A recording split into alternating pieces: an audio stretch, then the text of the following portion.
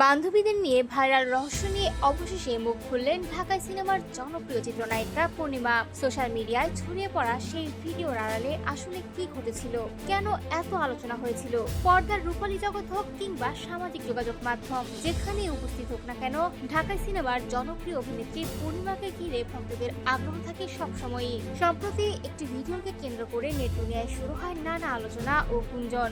ঘটনার শুরু পূর্ণিমার নিজের ফেসবুক পোস্ট থেকে। সেখানে কয়েকজন নারীর সঙ্গে হাসি খুশি ও আন্তরিক মুহূর্তের একটি ভিডিও শেয়ার করেন তিনি।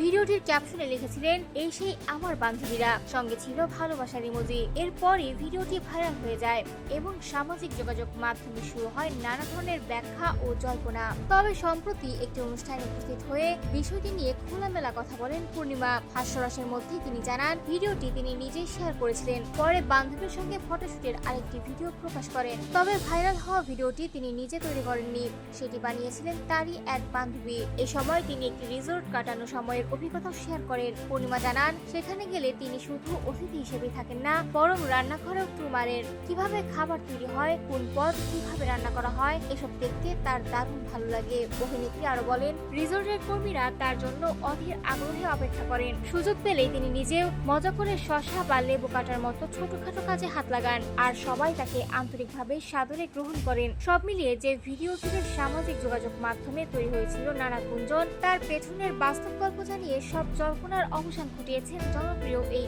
অভিনেত্রী।